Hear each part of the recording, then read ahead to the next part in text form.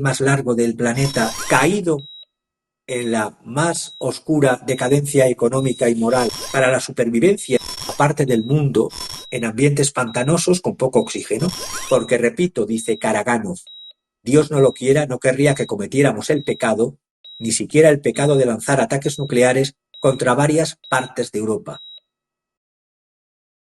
Occidente pierde a Rusia. No es un partido de fútbol, sino es un mapa geopolítico y Javier Martínez, que está aquí con nosotros, nos va a explicar.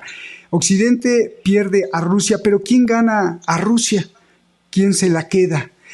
Javier Martínez, bienvenido, gracias por estar aquí. Es un placer, como siempre, en estas clases magistrales de fin de semana. Y bueno, pues a darle, te escuchamos con mucha atención. Bienvenido, como siempre. Un abrazo, hermano. Adelante. Es Bien todo hallado, tuyo. Roberto. Gracias. Bien hallado y un placer compartir y debatir y participar en Detrás de la Razón. Occidente inexorablemente ha perdido a Rusia. Occidente, que no es Europa, aunque perjudique a Europa, ha perdido a Rusia en su recorrido en común y Rusia ha sido ganada en un gran proyecto llamado Eurasia. Ha ganado Eurasia, la mirada hacia el este de Rusia. Esto tiene mucho que ver con un escritor desde los años 90, con un politólogo, con un ¿cómo decirles? Doctor en ciencias históricas, profesor emérito, doctor académico de la Facultad de Economía Mundial y de Asuntos Internacionales de la Escuela Superior de Economía de la Universidad Nacional de Investigación de Moscú, presidente honorario del Praesidium del Consejo de Política Exterior y de Defensa, muy cercano a Putin y a Sergei Lavrov, y es el geoestratega, geopolitólogo Sergei Karaganov, a ver si el acento lo digo bien, en la tercera A, Sergei Karaganov. Voy a intentar traer varios textos de él para entender hacia dónde se dirige Rusia y desde dónde la posicionaba ya él en los años 90. Y ahora se está tomando ese rumbo que él posicionaba a Rusia hacia el este, hacia la recuperación de las raíces siberianas de la construcción histórica de Rusia. En la doctrina Karaganov, a ver si me sale bien, Moscú debe erigirse en defensor de derechos humanos de las personas de etnia rusa que viven en el extranjero cercano. Concepto, extranjero cercano. En ruso, Bliznyeye Zarubiezie. Es decir, los estados postsoviéticos, excepto Rusia, ya en los años 90, Karaganov hablaba de esta doctrina del extranjero cercano. Es decir, mantener protección y mantener contacto y unión con los rusos étnicos, los rusos parlantes y los miembros de la Iglesia Ortodoxa en los países donde estos estuvieran. Esto fue desde el año 90, 91, 92, una doctrina, la primera doctrina Karaganov en torno a la protección de los rusos étnicos, de los rusos parlantes y de la Iglesia Ortodoxa. Curiosamente, decía en el año 92, proteger los derechos humanos de las personas de etnia o de lengua rusa o de tradición cultural ortodoxa allí donde estuvieran, incluso haciendo uso de la fuerza si fuera necesario. Esto nos recuerda mucho a la operación militar especial rusa ya hace 3 años, va a ser, en Ucrania por el ataque a estos rusos étnicos, rusoparlantes y a la Iglesia Ortodoxa en las antiguas repúblicas orientales de Ucrania, hoy pertenecientes a la Federación Rusa. En aquel entonces, Karaganov también participó en la Fundación Ruski Mir el 21 de julio del 2007 para promover el idioma que lo creó Putin, promover el idioma y la cultura rusa en el mundo.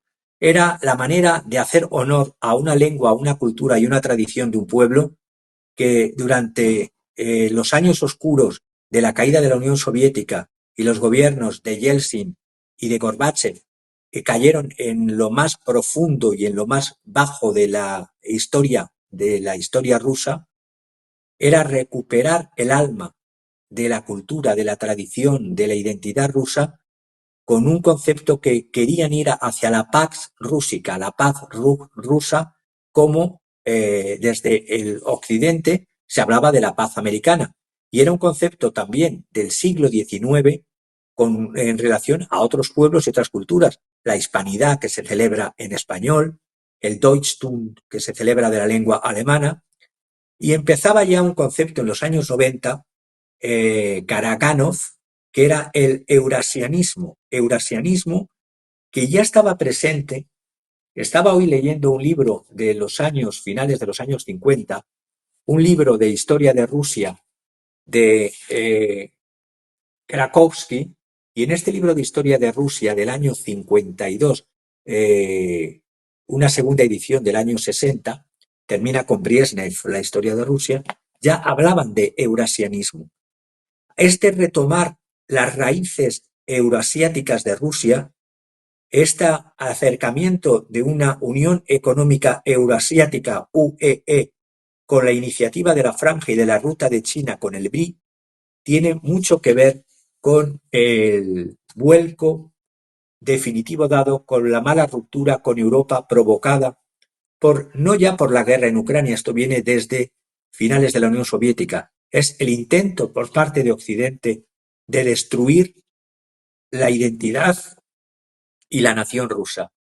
Sergei Alexandrovich Karaganov, un erudito, repito, politólogo ruso de renombre mundial, reformador, profesor, investigador y erudito integral, voy a hacer compartir sus ideas durante esta hora en torno a varios conceptos, entre ellos, ya he dicho uno, el del extranjero cercano, y otro, el eurasianismo.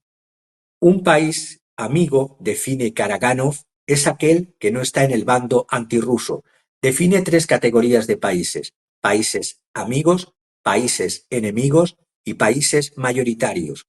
Un país amigo es aquel que no está en el bando antirruso, no solo ya de rusofobia, sino de intentar destruir la integridad territorial y la soberanía y la identidad cultural rusa.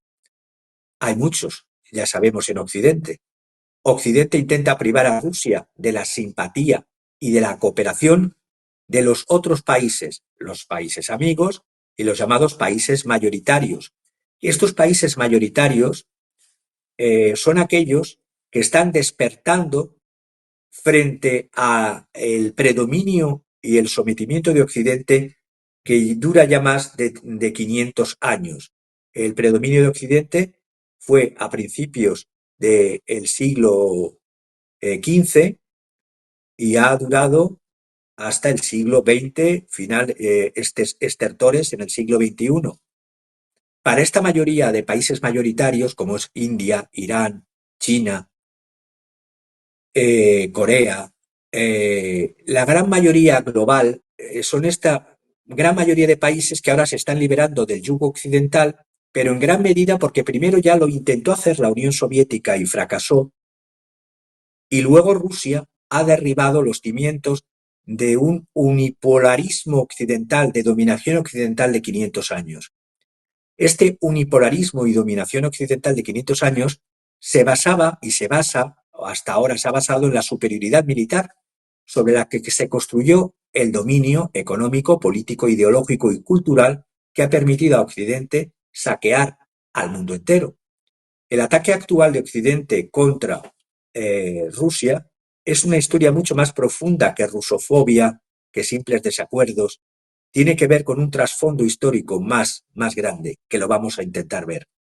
Se está construyendo un mundo multipolar y, por lo tanto, no solo va a haber países enemigos y países amigos de Rusia, sino los países mayoritarios se están posicionando en un lugar de colaboración y de cooperación, no solo con Rusia, no solo con China, no solo con la India, sino una unión del sur global frente a un Occidente hasta ahora dominante, dominador y explotador, de 500 años, repito, de dominio occidental. Rusia, por lo tanto, se ha convertido con Putin en un catalizador de este proceso y son el núcleo de una mayoría global. Primero empezaron a salirse del sistema cuando tuvieron la revolución comunista la revolución de octubre del año 17. Si bien no fue enteramente exitosa en términos de resultados finales, desapareció la Unión Soviética en los años 91, arrebataron durante un periodo de tiempo a parte del mundo del dominio de Occidente y se redujo drásticamente durante ese periodo la capacidad de Occidente, cuando existían los dos bloques, de desviar la riqueza del mundo solo para su propio beneficio. Luego, en la década de los 50 y de los 60, se alcanzó una paridad entre la URSS y Estados Unidos que se fue socavando y erosionando, entre otros múltiples motivos, por una burocracia enquistada y sobre todo por una carrera armamentística alocada. Desde 2003, gracias a la decisión del presidente Putin y algunos de sus colegas, se ha comenzado a restaurar el poder estratégico de Rusia y ha dado pie a que otros países empezaran a hacer lo mismo, perder el miedo a Occidente. La élite rusa, durante muchos siglos, desde Pedro el Grande, siempre ha mirado a Occidente y han aprendido de Occidente. Desde la época de Pedro el Grande no se podría entender la cultura rusa si no se hubiese tenido esta mirada de beber y de fusionarse y hacer suyos conceptos occidentales.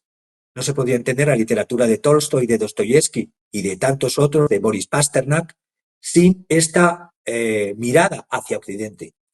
Pero y es lo que hizo grande a Rusia durante un periodo. Repito, Dostoyevsky, Tolstoy, Pushkin, Gogol, Blok, sin esta influencia europea. Pero el problema es que Occidente ha agotado, ha matado las esencias de Europa. Europa ahora se rechaza a sí misma, rechaza su cultura, rechaza sus raíces, debido a que el capitalismo actual ha llevado al mundo, incluido Europa, a un callejón sin salida.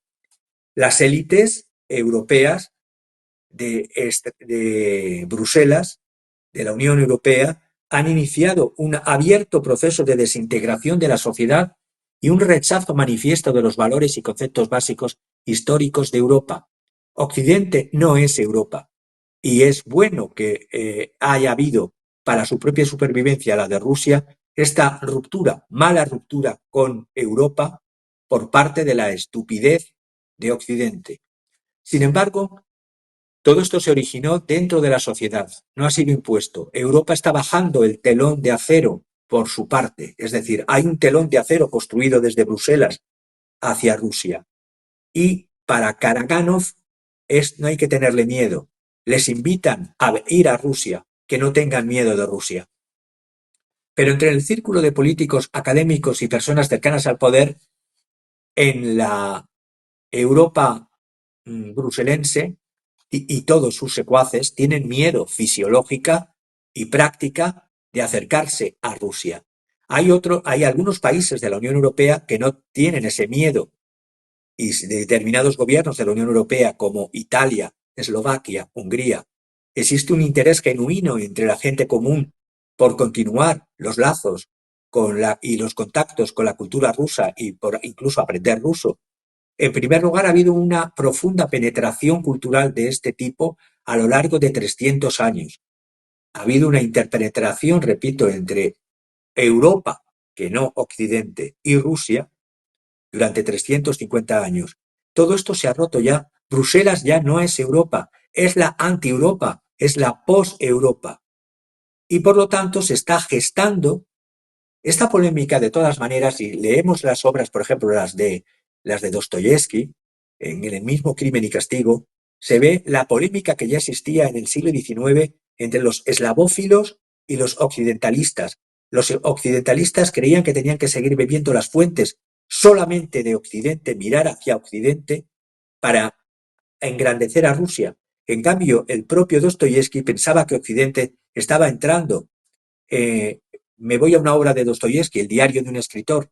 Ahí habla del declive moral y espiritual el secularismo europeo, decía Dostoyevski en Diario de un escritor, que deshumanizaría Europa y podría deshumanizar el alma rusa. Dostoyevski ya reflexionaba sobre la modernidad europea en decadencia, sobre el humanismo deshumanizado, y abogaba por una eslavofilia donde todavía en la parte oriental de Rusia se conservaban los valores tradicionales de comunitarismo y de la persona y del humanitarismo de la cultura rusa ancestral, frente a la desilusión de la cultura europea, y esto antes de Bruselas ya anticipaba lo que sería la crisis espiritual y moral de Occidente. Por lo tanto, Karaganov ahora no ve en absoluto ninguna raíz energética interna para mantener los lazos con una Europa bruselense. Cree que, por otra parte, también ve cómo desde Occidente, no solamente en su apogeo se ha saqueado al mundo entero, se ha producido una enorme cantidad de hermosas obras de arte y de notables éxitos económicos, pero Europa ahora la Europa bruselense decaída y decadente, es el diablo cojuelo para toda la humanidad. Las ideologías más brutales y viles surgieron de esta Europa ancestral. El nazismo, el fascismo, todos los totalitarismos vinieron originariamente las ideas de Occidente. Además, el modelo civilizatorio de la Europa bruselense está agotado. Por eso, Karaganov habla de Rusia como un país extraordinario que tiene que volcar su mirada hacia el este y releer y reestudiar la historia rusa, viendo que surgieron en la llanura de Europa Oriental y fueron absorbiendo los restos del Imperio Romano, del Imperio Bizantino, cuando hubo matrimonio de los últimos descendientes del Imperio de Constantinopla, del Imperio Bizantino, con los zares con Iván III e Iván IV, de los últimos Rurikidas, que son los antecesores de la dinastía Romanov. Después experimentaron un periodo económico difícil, después de haberse liberado del yugo de los mongoles, de la Horda de Oro, pero incluso de sus peores experiencias, este historiador y este geopolitólogo saca conclusiones positivas. Por ejemplo, del yugo mongol les hizo retroceder económicamente mucho, pero tuvieron una visión de apertura religiosa y cultural brutal, que no tenían otros pueblos en ese mismo momento. Es decir, Rusia convivían distintas religiones y conviven distintas religiones sin enfrentamientos unas con otras.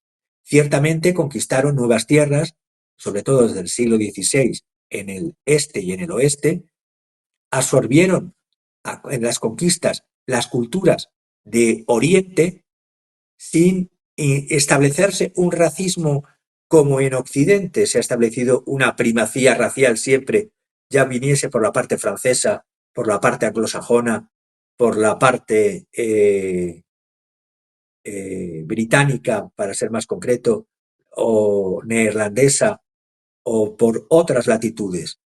En esta mezcolanza que ha surgido de la Rusia hacia el este hace que sean distintos de los europeos.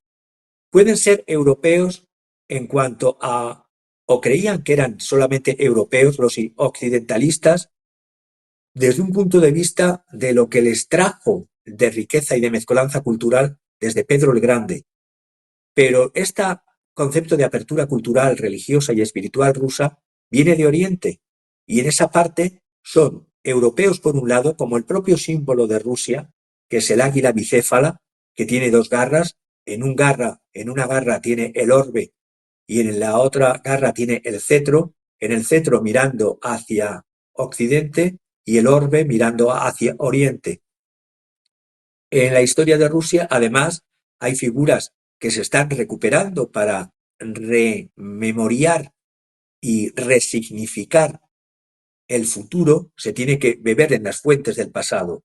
La figura del príncipe Alejandro Nevsky recibió un mandato para reinar no solo de Batukán, es decir, yendo hacia la zona de Mongolia, sino que viajó al sur de Siberia y llegó hasta Karakorum, es decir, la capital de no solamente de Batukán, sino de Kublai Khan, el unificador de China. Que estaba ya descrito este Kublai Khan por Marco Polo. Hay una presencia de Rusia hacia el este en los siglos XV y XVI, que les ha dado esa sensación de espacio, de poder y de inmensidad. Antes lo comentábamos off the record, la Federación de Rusia no necesita conquistar más territorios, necesita poblar su propio territorio. Es más grande el territorio luego lo veremos con datos, de la Federación de Rusia es más grande que el planeta Plutón. Sí, es más grande que el planeta Plutón, es el territorio más extenso del planeta. Y todo comenzó en los siglos XV y XVI. Cuando pensamos en las conquistas de Catalina la Grande, pensamos cuando Crimea fue anexionada, el primer decreto que hizo Catalina la Grande fue preservar las mezquitas, preservar la fe, y ni siquiera se inmiscuyó en ese terreno religioso, siendo Catalina de origen alemán, que se convirtió a la religión, para poder reinar, a la religión oficial de Rusia, que era y es la religión ortodoxa. Pero digo oficial entre comillas, porque en el territorio ruso hay distintas religiones e incluso credos animistas todavía. Para Karaganov, cuando escribió Un siglo de guerras, dice: ¿qué siglo no es un siglo de guerra para Rusia? Rusia siempre ha sido un país en guerra, un país de guerreros, un país que crece a través de la guerra. Y no solo territorialmente, sino algo fundamental. Crecen mental y espiritualmente, comprendiéndose o comprendiendo o integrando a lo que van conquistando o a lo que van incorporando. Y repite que la historia de Rusia es una historia de guerra, y cuando se lee la historia de Rusia se ve que es así. El héroe principal de Rusia es un guerrero, es Alexander Nevsky. Rusia es en general una nación guerrera, basta con observar la geografía. Ocupa el norte de Asia, un cuarto del total del continente de Asia, y el este de Europa. Respectivamente, Rusia, la Federación Rusa, representa el 74,7% de su territorio está en Asia y el 25,3% está en territorio europeo. La razón principal es que se han roto los cimientos del dominio occidental, y por eso está surgiendo esta nueva perspectiva que ya se intentó hacer hace 25 años por Karaganov, solo que no fue escuchado por el Kremlin, porque todavía los líderes peterburgueses, entre ellos Putin, pensaban que incluso Rusia, como pensaba anteriormente Yeltsin, podría hasta ser miembro de la OTAN. Ese es el gran error, pensar que Rusia es un país occidental y es un país que va a ser aceptado como un igual en Occidente. Rusia, ante el fragmentado Occidente y el voraz Occidente, querría ser destruida por parte de Occidente todo este enorme continente que va, parte Europa, lo dividen los Urales, y toda la parte de Siberia. La Gran Siberia, aunque lo hayan dividido luego los regímenes soviéticos en distintos krais o territorios de distintas partes de Siberia. Siberia es una. Por lo tanto, en primer lugar, recordar que la guerra actual, la guerra en Ucrania, es una guerra de Occidente contra Rusia. Segundo, es una guerra o instrumento que ha servido en la mentalidad rusa para transformar, según Karaganov, la mentalidad del pueblo y ver el peligro que supone los titubeos con Occidente. Occidente, repito, no es Europa. Tercero, en la operación militar se está purgando a los occidentalistas. En cuarto lugar, en la década de 1990, cuando momentos antes de caer la Unión Soviética, que cayó en el 91, se vio cómo se estaba infectando Rusia, antes de la caída de la Unión Soviética, de los llamados compradores. Los compradores es un término portugués que viene del latín comparare, y son aquellos que en el siglo XVI y XVII, este término compradore, eran portugueses que actuaban, fundamentalmente portugueses, en el siglo XVI y XVII, que actuaban en Asia, en las zonas chinas de Macao, de Hong Kong, e indicaban a las personas que actuaban como agentes de organizaciones extranjeras y promovían allí inversiones en los campos comercial, económico y político a favor de terceros. Pues bien, Karaganov habla que en la década de los 90 Rusia se infectó, se llenó de una enorme élite de compradores en el sentido portugués del término del siglo XVI-XVII que estoy diciendo. Estos compradores estaban ya limitando la propia existencia, subsistencia de la Federación de Rusia. En lo que voy avanzando es que no se trata de una victoria de Rusia en su enfrentamiento con Occidente, es el mundo entero el que puede ver cómo un país puede levantarse soberano frente a un dominio unipolar de Occidente. Y el miedo a las armas nucleares, que ya no funciona y funcionaba cuando existía la Unión Soviética y los dos bloques, por desgracia, y lo hemos comentado en este programa muchas veces, ha dejado de funcionar, y ese perder el miedo al miedo está haciendo que entremos y rocemos situaciones de pre-Tercera Guerra Mundial. Hay que recuperar, según Karaganov, eh, el poder de las armas nucleares.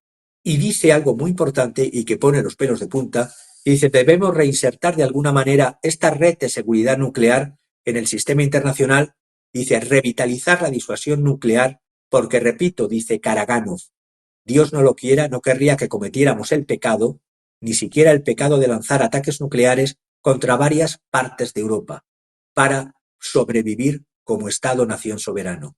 Lanzar ataques nucleares contra varios países de Europa. Cuando se le pregunta por qué países podrían ser el foco de este ataque en un hipotético y futuro increciendo de la guerra contra Rusia, habla de 3 países en concreto, habla de Polonia, habla de Alemania y habla de Rumanía. Y dice que si Occidente sigue enviando ucranianos al matadero y luchando contra Rusia, entonces está absolutamente claro que debemos amenazar con atacar. Amenazar con atacar. ¿Y por qué estos países? Porque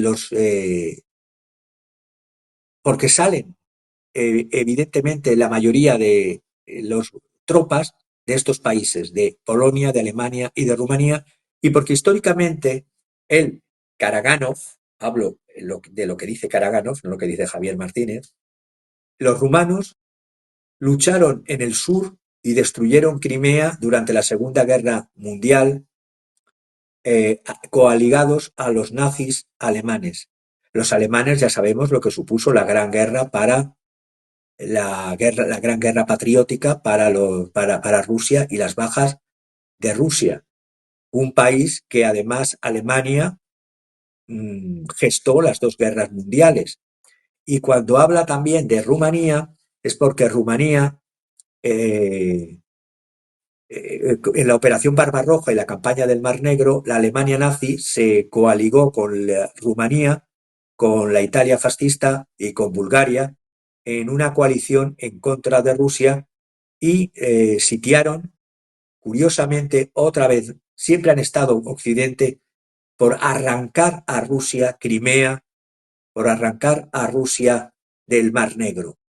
El sitio de Sebastopol es el sitio en el año 44 donde se levantó la bandera rumana y la bandera nazi que estaban en el monte Sapun, cuando los soviéticos lograron vencer ese ataque, segundo ataque histórico de Occidente en el Mar Negro, porque ya existió otro ataque en Sebastopol, un asedio de 11 meses que vivió en la guerra de Crimea el propio Tolstoy, León Tolstoy, guerra de Crimea en el siglo XIX, de 1853 al 56, que allí estuvieron los occidentales, el Imperio Británico, el Imperio Francés, el Reino de Cerdeña, lo que sería luego Italia, y el Imperio Otomano, intentando sitiar Sebastopol y comerle el territorio de Crimea y Sebastopol y la salida al Mar Negro a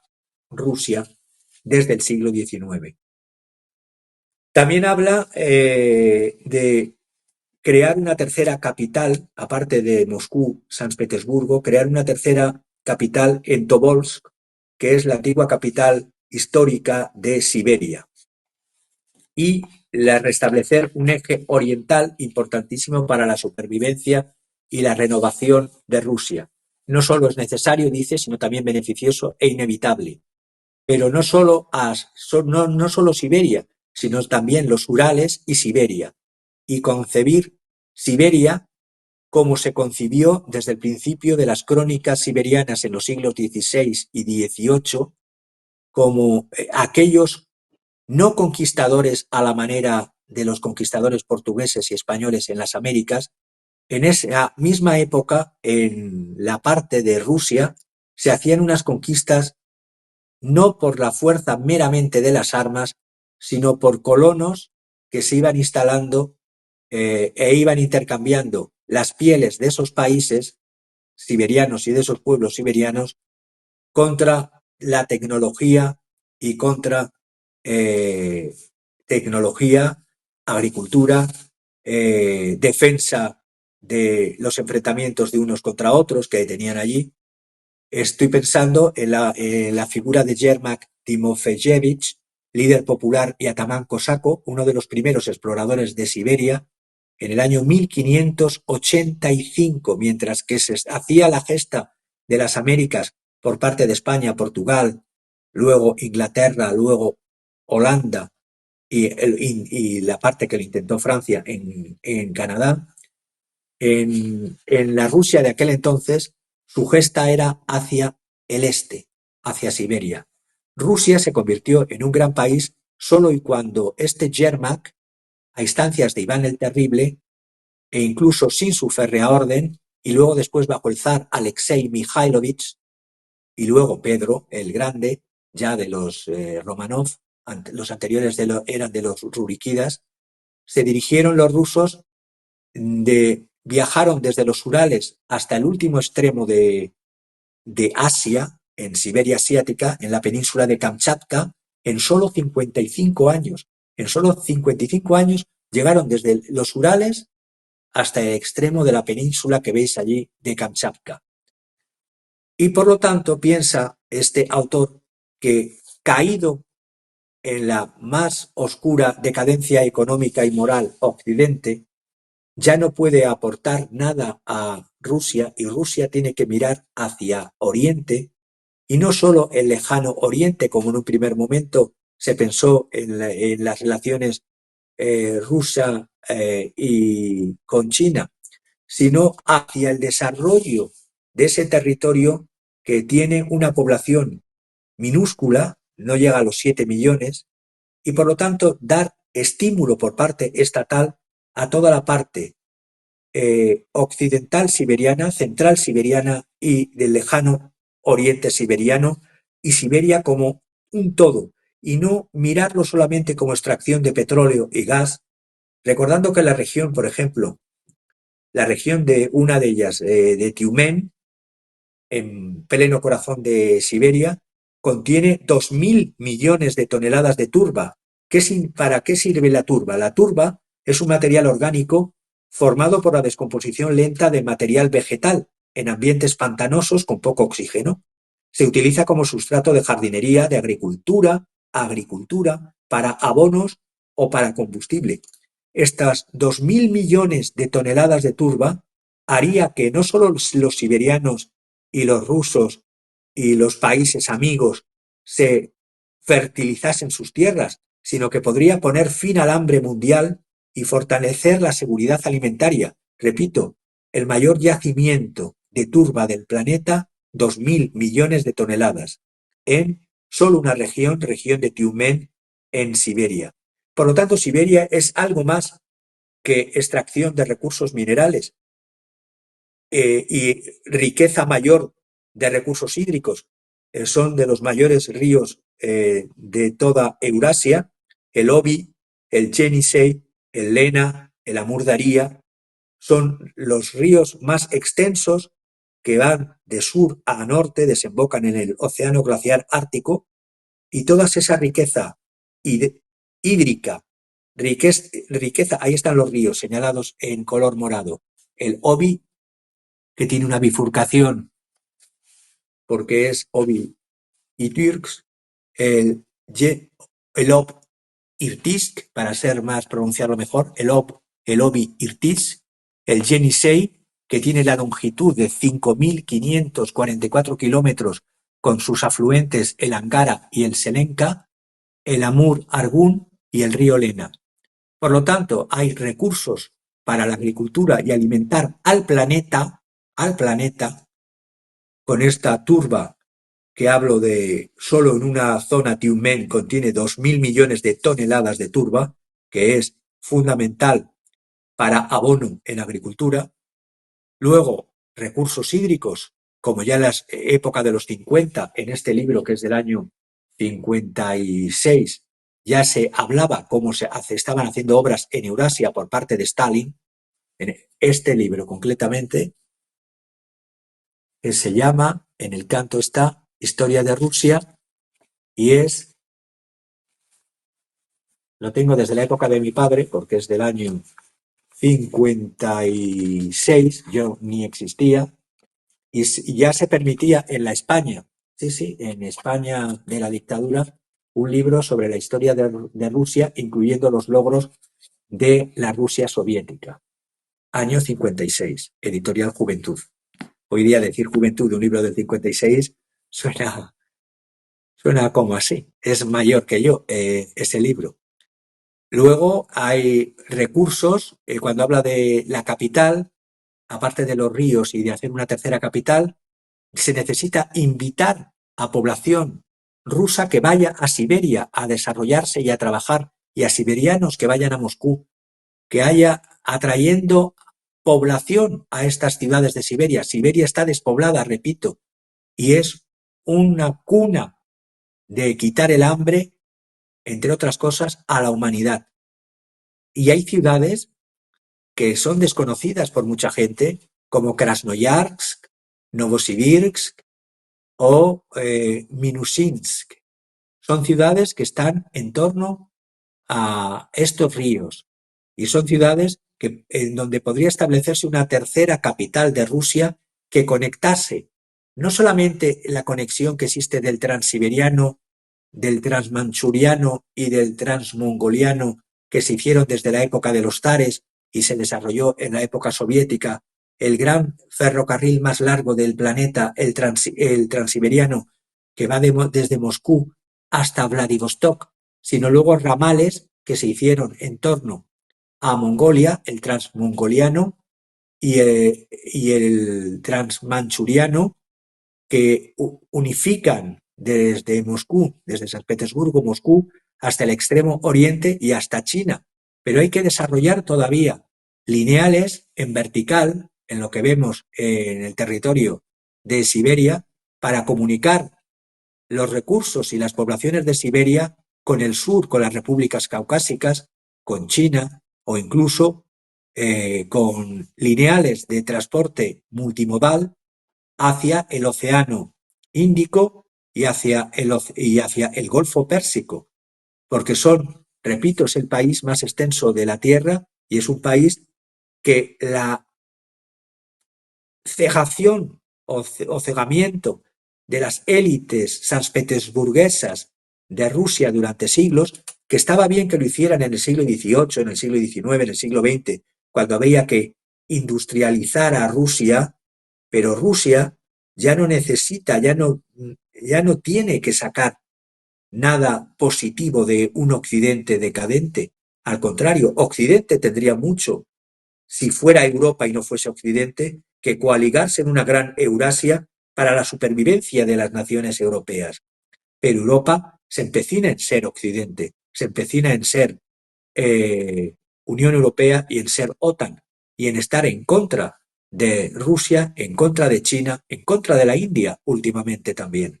Y por supuesto en contra de Irán, de Afganistán, de Pakistán y de e intentar crear disensiones en el Asia Central, donde actualmente, si vemos un mapa de Asia Central, para Karaganov hay que potenciar las relaciones de Rusia con Uzbekistán. ¿Por qué Uzbekistán? Porque Uzbekistán, como muchas de estas repúblicas que terminan en Están, Turkmenistán, Kazajstán, Uzbekistán, Kirguistán, Tayikistán, Turkmenistán y Afganistán, formaban una relación especial con la civilización persa, eh, con lo que es hoy lo que queda de esa civilización, que es Irán, porque hubo, no solamente en el desarrollo de la historia de Rusia, expansión hacia el este, sino expansión en contra, y hubo múltiples guerras, por eso es un pueblo guerrero históricamente Rusia, contra el Imperio Otomano, pero también guerras ruso-persas. Hubo muchas guerras ruso-persas que fueron conquistando territorio de Persia e incorporándolo a Rusia. Dentro de esas, incorporándolo además la cultura a las tradiciones rusas y viceversa. Rusia se ha hecho de un patchwork de distintas culturas. Uzbekistán es una de ellas. Y si miramos el mapa de las repúblicas de Asia Central, vemos a Uzbekistán y lo considera el autor como que es más importante desarrollar primero con Uzbekistán un núcleo fundamentador por razones de que representa la parte más viva de las repúblicas de Asia Central, más que Kirguistán, más que Tayikistán, más que Turkmenistán, por supuesto más que Afganistán. Uzbekistán es la antigua, no solamente la capital actual, Tashkent, sino la antigua Bukhara. Cuando Bukhara y todas estas repúblicas centrales en la Edad Media eran el núcleo de la cultura del planeta, Europa todavía estaba en siglos de oscuridad y no había hostilidad en las relaciones entre... cuando llegó Yermak a Siberia, se encontró allí con los propios bukharianos, que eran las personas que venían de Bukhara, de Uzbekistán. Ya existía una integración en aquel entonces, no había hostilidad porque no era una conquista a sangre y fuego de pólvora como las conquistas occidentales. Era una conquista por el comercio, por el intercambio comercial, intercambio de pieles por otros productos, ubicación de zonas agrícolas y ubicación y asentamiento de pueblos nómadas en estas zonas agrícolas creadas nuevas y creación de ciudades nuevas. Voy terminando. Rusia y China tienen un porqué en esta relación de crecimiento de Rusia hacia el oriente, hacia Siberia. Recientemente se ha firmado, hace unos días, por fin, algo que llevaba desde principios de marzo del 2006, estamos en el 2025, el 2 de septiembre del 2025, por fin Rusia y China firman un acuerdo para impulsar el gasoducto Power of Siberia 2, que os he enviado un mapa del Power of Siberia 1 y del Power of Siberia 2. Este acuerdo ya por fin es un memorándum legalmente vinculante. Había habido desde el marzo del 2006 sus tiras y aflojas entre Gazprom, el director ejecutivo de Gazprom, que no se ha movido desde el 2006, Alexei Miller, con los distintos directores que ha tenido la Corporación Nacional de Petróleo de China, la CNPC. Actualmente, desde el 2020 es Dai Houliang y en el 2006 era Chen Chen. Para Alexei Miller, este acuerdo del 2 de septiembre de este mismo mes será ahora el proyecto más grande y más ambicioso y con mayor inversión de capital, con K mayúscula, en toda la industria mundial del gas. Los proyectos prevén un suministro de hasta 106.000 millones, repito, 106.000 millones de metros cúbicos de gas natural ruso anual solo para China. Antes de la operación militar especial de Rusia en Ucrania, Rusia exportaba 150.000 millones de metros cúbicos de gas natural ruso anualmente a la Unión Europea. Como la Unión Europea se ha hecho el harakiri y no quiere recibir ni gas ni petróleo ruso, ni por lo visto va a recibir madera rusa, ni fertilizantes rusos, ni agua rusa, ni nada que venga de Rusia, Asia, Eurasia, se va a fortalecer, en primer lugar China, de todo este trasvase y giro hacia el este por parte de Rusia. Este proyecto, que digo ya llevaba desde el 2006, tuvo un primer avance y luego se estancó en el 2022. Putin lo presentó por primera vez, el gasoducto Power of Siberia 2, con un importe de inversión de 13 billones al líder chino en el 2022. Se dijo que se entregaría entonces no los 106.000 millones de metros cúbicos de gas, sino solo 50.000 millones. Ha habido tiras y aflojas en cuanto a la cantidad y en cuanto al precio que querían poner los rusos y los chinos, y ahora ya por fin se prevé con este acuerdo estos 106.000 millones de metros cúbicos y a un precio que han aceptado ambas partes, y se prevé que el Power of Siberia opere durante 30 años a través de Mongolia e irá desde la estación de Urpeilskaya en la zona de Rusia a través de Novosibirsk, Barnabil, Barnaul, Vilitsk, hasta la zona de Xinjiang, el gasoducto oeste-este. Es decir, va a haber la mayor obra, el mayor proyecto de capital en la industria mundial del gas. Ya se va a celebrar desde el día 2 de septiembre. Y eso es algo que está sentando como verdadero quebradero de cabeza a un occidente decadente que ya amenaza con torpedear, dinamitar vía terrorista este propio, que no va ni por territorio europeo ni por territorio occidental, pero les molesta que los otros pueblos del mundo se desarrollen y tienen que, o quieren, dinamitarlo, como ya hicieron con el gasoducto Nord Stream 2 y Nord Stream 1, que llevaba gas y energía barata a Europa por parte de la anglosfera. Siberia es clave para entender el destino de Rusia, por lo tanto. Al fin y al cabo, la verdadera historia siempre fluye o fluía hacia el oeste. Se pensaba que la historia se hacía desde Portugal hasta la frontera polaca y el resto no tenían historia, eran bárbaros, eran salvajes. Salvajes en la parte occidental y salvajes en la parte oriental. El mundo eurocéntrico se basaba desde Lisboa hasta Varsovia y el resto eran consideradas culturas inferiores. Ese eurocentrismo se ha dinamitado por el propio comportamiento occidental del occidente globalista liberal explotador, que ha terminado hundiéndose en su propia explotación y en su propia contradicción. A principios de la era moderna, ¿por qué Europa occidental creó este liderazgo desde el principio de los... si miro, es por el dominio militar. Un dominio militar que viene por la creación de ejércitos regulares que los otros estados no tenían, aunque fuese a través de mercenarios, ejércitos regulares, soldados de infantería que, si bien habían sido despreciados durante la Edad Media porque lo que primaba era la caballería, empezaron a ser armados con fuego de combate, con la pólvora, que, ojo, la pólvora venía de Asia, venía de China, dominando las formaciones y utilizando los primeros cañones. Pero los cañones de pólvora, que sepáis, vienen de China también en su origen. Los llamados cañones de pólvora se llamaban tubos de fuego, huochong, o lanzas de fuego. Eran tubos de bambú en la cual metían pólvora, y esto ya lo tenían los chinos en el siglo XII.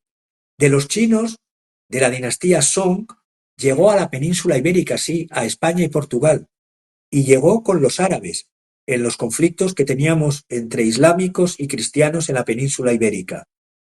Ya se empezaron a localizar los primeros cañones en Occidente, en la toma de Sevilla en el 1248 y en la toma de Niebla en el 1262. Pero años atrás ya venían de los huochong chinos. Los chinos lo tenían, desde que se sepa, en textos desde el año 1215-1230 a Sevilla, y fíjate que no había comunicaciones antes tan rápidas, y a Niebla llegaron en el 1248-1262. A Francia e Inglaterra, los cañones llegaron en la Guerra de los Cien Años, en el siglo XIV, en la batalla de 1300, ya en el 1346, en la batalla de Crécy. Pues bien, estos imperios de la pólvora que hizo Occidente es lo que les hizo dominantes, primero el dominio hispano-portugués, luego los dominios francés, holandés, británico, incluso dominios temporales de la mancomunidad de Polonia-Lituania por el uso de la pólvora, el Imperio Otomano, el Imperio Qing, saborearon momentos de esplendor gracias a este dominio de ejércitos regulares que usaban cañones con pólvora. ¿Qué pasaba mientras tanto en esos siglos en Moscú? Existía un principado de Moscú, principado, que no existían zares todavía, que era primero ese principado vasallo de los mongoles en la llamada Horda de Oro. El imperio mongol dominaba, había destruido el principado de Kiev, mantenía en vasallaje el principado de Moscú del 1282 al 1471. El principado de Moscú se hizo independiente en el 1471 y duró hasta el 1547 como principado. Se convirtió en zar de Moscovia, por lo tanto pasó de ser príncipe a zar de Moscú, zar de Moscovia, a partir de Iván IV el Terrible en el 1547. Y no fue imperio ruso ya hasta el 1721 con Pedro el Grande, en 1721. Hasta entonces, primero fue un principado, vasallo y luego independiente. Luego, ahí vemos los principados. El de el de Moscú, el primer principado fue el de Novgorod. Pues bien, todo en verde es que el principado de Moscú fue incorporando todos los otros principados porque el resto estaba bajo dominio de los mongoles, de la llamada Horda de Oro. Y Rusia, Moscovia, se fue extendiendo hacia el este, lo veis ahí, en ese mapa, hacia esos estados que hoy día son Kazajstán, Uzbekistán, Turkmenistán, Kirguistán, Tayikistán, ya en el siglo XIX, finales del XVIII y XIX, Afganistán, pero fue una conquista primeramente hacia Siberia por las pieles. Por las pieles, en el Principado de Novgorod, que hemos visto antes, Novgorod el Grande, eso que veis ahí en color amarillo es lo que era el territorio de los mongoles, la Horda de Oro. Por lo tanto, todo lo que veis, no existía Ucrania. Kiev había sido incorporado a la mancomunidad polaco-lituana desde la destrucción del Principado de Kiev por parte de los mongoles. Y solo quedaba el Principado de... Ya solo quedaba el Principado de Moscovia, Principado de Moscú, que incorporó al de Novgorod. Pues ya desde la época del Principado de Novgorod, en el siglo X, los de Novgorod, los llamados novgorodenses, invitaron a un príncipe vikingo o varego, el príncipe Riurik, de ahí la dinastía Riurikida, para que les diese orden y ley. Y crearon el primer principado de los Rurikidas en el Principado de Novgorod. Luego bajaron al Principado de Kiev, estoy hablando del siglo X hasta el siglo XIII, antes de la invasión de los mongoles que destruyeron esa estructura eslavo-varega, y solo sobrevivió el Principado de primero Novgorod y el de Moscovia, que son la base del origen de Rusia en esa parte occidental. Pero Rusia, desde esa parte occidental en verde, se fue extendiendo hacia, o fue comerciando, mejor dicho, hacia la zona que no estaba, o que estaba malamente dominada por los mongoles, y eran los pueblos sometidos a los mongoles, que buscaban comercializar pieles, fundamentalmente porque existía un tributo de pieles que lo fueron haciendo primero con Novgorod, liberándose de la Horda de Oro, y luego sometidos en una relación comercial con los pueblos del Principado de Moscovia. Un cazador, para que os hagáis una idea, podía cobrar hasta 7 rublos por una piel de marta cibelina. Pero estos 7 rublos, luego, para que sepáis, un militar en aquel entonces ganaba entre 3 a 5 rublos al año, y solo por una piel de marta cibelina podían conseguir en todos esos territorios que veis en verde, era donde estaban fundamentalmente la expansión rusa hacia Siberia, comercialmente hablando, en el puerto de Arkhanghelsk, que es un puerto, el principal puerto de Rusia de aquella época. Esta piel, que costaba 7 rublos, subía a 60 rublos. Y cuando se llevaba a las ferias de pieles en Europa, en la feria alemana de Leipzig, esa misma piel de marta cibelina costaba 400 táleros, que se transformaban luego en acuñación de rublos. Por lo tanto, no fue una conquista. Los colonos rusos partían hacia tierras desconocidas, pero frente a pueblos desconocidos y a menudo agresivos, forjaron alianzas y batallas que no quedaron registradas en los informes de victoria. No hubo conquistadores a la manera portuguesa y española. Es crucial que aquí iban hombres libres, no simplemente fugitivos o colonos como en muchas colonización inglesa, sino conductos de pueblos que buscaban comercializar y establecerse.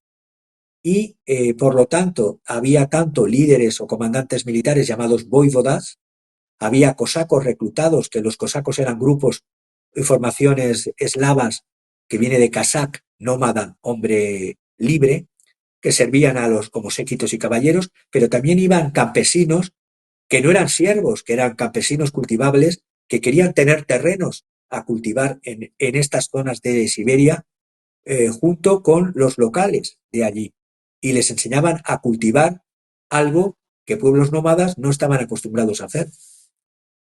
Además, tenían como intercambio la recolección del yasak. Yasak es en turco tributo. Exigían recoger pieles de marta cibelina, de zorro, de castores, en muy menor medida ganado o dinero, a cambio de enseñar a cultivar la tierra, a cambio de crear ciudades donde instalarse, a cambio de traer desde la zona de Moscú la sal y los granos para formar estos cultivos, las telas y el cuero para las botas, para poder vestirse y para poder caminar, porque en Siberia no se usaban zapatos de cuero, se usaban pieles de reno, pieles de animales. Se traían también, evidentemente, las armas y la pólvora, las hachas, los sables. Es decir, que la conquista no era una conquista desigual, había una conquista de inversión por ambas partes. Las herramientas agrícolas que servían para arar provenían también de Moscú. La población de Siberia aprendían, por lo tanto, a instalarse en su propio territorio y a desarrollar, en vez de una cultura nómada, una cultura sedentaria, y no necesariamente a través de cómo se hizo la conquista en Occidente, a través de los llamados imperios de la pólvora, no a través de la guerra y a través de los cañones. La colonización rusa de Siberia tuvo una naturaleza eminente y fundamentalmente comercial. Se creía durante mucho tiempo que las riquezas de Siberia se habían intercambiado a cambio de nada. Pues no, se intercambiaban hacia la producción tanto agrícola como producción industrial, como producción comercial y como elementos básicos como la sal, el grano, etcétera. Y voy terminando. Una de las afirmaciones más absurdas es que Rusia ha perdido o pierde con la guerra en Ucrania el mercado. Sí, ha perdido ese mercado de Occidente, pero quien más ha perdido ha sido Occidente a Rusia, que históricamente durante 350 años ha mantenido una relación entre los pueblos de Europa, las naciones europeas y Rusia, y ahora lo ha perdido Europa al devenir Occidente, al devenir OTAN, al devenir Unión Europea. Hemos perdido una historia de 350 años y quien lo va a ganar y lo está ganando es, entre otros, China, Irán, Corea y el propio alma rusa gira el giro oriental 2.0 hacia una mayor Eurasia. Si queréis vemos la obra porque tenía mucha mayor documentación llevo leyendo toda la semana de Karaganov. Karaganov son como 250 páginas del ruso al inglés y del inglés al español, pero creo que algunos conceptos de Karaganov los he intentado poner en mi boca. Puedo estar de acuerdo o no con ellos, pero he puesto las propias palabras de Karaganov a través de mis palabras. Muy bien, muchas gracias, Javier. Creo que excelente el mapeo que haces, ¿no? El scanning que haces a través de la historia de todos los territorios y los avances eh, rusos y desde los primeros asentamientos eslavos hasta la fecha y quién pierde y quién gana, quién se queda con el planeta más grande que Plutón, pues Euroasia y lo pierde el famoso Occidente. ¿Qué obra nos traes, Javier? Pues he intentado traer una obra de un artista polaco, Jacek Jerka, porque me gustó y dije, como se está hablando de crear una tercera capital ya desde los años 2000 y se incide por parte de Karaganov de que se cree esa tercera capital como impulso desde el poder central para evitar caer en localismos y en enfrentamientos locales y dar un impulso de vida a esa zona, que repito, solamente tiene 6 millones, es un elemento arquitectónico y mental lo que se tiene que hacer y de renovación. Entonces la obra de Jacek Jerka, de las muchas que he visto, hay una que se llama Dentro de la cabeza o el interior de la cabeza, porque los proyectos nacen del cerebro, nacen de la proyección de seres humanos que vislumbran salidas en situaciones de crisis, frente a otros que vislumbran hundimiento en mayor crisis en momentos negativos. Unos nos hunden y otros tienen proyectos de alzamiento o de levantamiento hacia el sol, hacia la luz y no hacia la oscuridad. El interior de la cabeza es conocida esta obra también como dentro de la cabeza. La obra representa una cabeza humana con una apertura que revela un interior arquitectónico en el interior, detallado con una figura solitaria de pie en un umbral iluminado, sugiriendo un mundo interior complejo y de exploración de la mente. Jacek Jerka, autor polaco, es conocido por sus paisajes fantásticos, por sus mundos surrealistas, a menudo fusionando elementos de la naturaleza, de la arquitectura y de la fantasía en sus obras. Sus cuadros suelen invitar a la reflexión sobre la imaginación, el poder de la imaginación, de la introspección, de la intuición y de la percepción de la realidad. Qué importante es el pensamiento intuitivo y no solo el racional. Esta pintura en particular evoca una sensación de misterios y de contemplación sobre el espacio mental y sobre la experiencia individual y, a mi parecer, también extensible a la experiencia colectiva. Renacer o morir. Elegir entre una profunda transformación personal y colectiva, renacer, o estancarse y profundizar en el declive personal y colectivo, por lo tanto, morir. El renacer de Rusia, de las ruinas de la URSS, es una obra que recomiendo de un amigo mío, Sergio Fernández Riquelme, El renacer de Rusia, de las ruinas de la URSS a la democracia soberana de Vladimir Putin, Sergio Fernández Riquelme. Sigo hablando de la obra, del cuadro. Después de caer hasta el fondo, solo queda renacer como el ave fénix, renovarse y volverse más fuerte. El ave fénix es el símbolo de la resiliencia y de la superación. Aunque ardas, puedes nacer después de nuevo con más fuerza si tienes la voluntad, el coraje y la planificación de hacerlo. Como el ave fénix, de las cenizas me levanto, más poderoso y transformado. Curiosamente, he traído este símbolo del ave fénix porque el símbolo de Rusia, que os lo he hecho llegar, histórico desde Iván III en el siglo XV, que a su vez era un símbolo, el águila bicéfala del Imperio bizantino, es decir, del Imperio romano de Oriente, del Imperio de Constantinopla.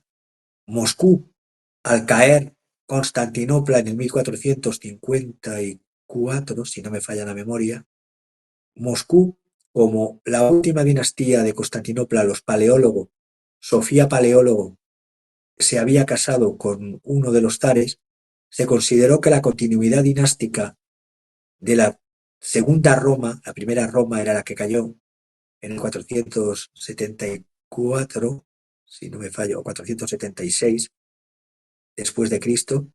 La segunda Roma, Constantinopla, cayó en el 1452 o 54, me fallan esos últimos números, perdonadme. Y luego la tercera Roma sería, por lo tanto, Moscú. Y el símbolo que se ha tomado durante muchos siglos de la unidad y del poder del Estado ruso ha sido el águila bicéfala. Pensando en el águila bicéfala que tiene en una garra, abarca o sostiene el cetro y en el otro el orbe, símbolo del poder, el cetro y el orbe, es un águila que mira curiosamente a Oriente y a Occidente. Y en esta obra, para terminar, la de Jacek Yerka, el interior de la cabeza, dentro de la cabeza, se necesita imaginación, se necesita introspección, se necesita intuición y voluntad y percepción de la realidad, por dolorosa que sea, si se quiere resurgir como el ave fénix de las cenizas. Pues mira qué poético acabaste ahí el ave fénix entre la obra y el símbolo ruso. Pues muchísimas gracias, Javier. Qué buena exposición. Y como siempre, felicidades y agradecerte que compartas tus conocimientos y tu tiempo de investigación, porque resumir esto pues son horas y horas y horas de trabajo. Muchísimas gracias, Javier. Gracias a ti que nos ves en cualquier parte del mundo. También muchísimas gracias por pertenecer a esta red de pensamiento detrás de la razón, que poco a poco seguimos siendo más frente a la mucha censura que nos sigue amordazando de parte de los Big Tech. Muchas gracias, Javier, hermano, un abrazo grande y nos vemos hasta la próxima. Que estén muy bien. Gracias.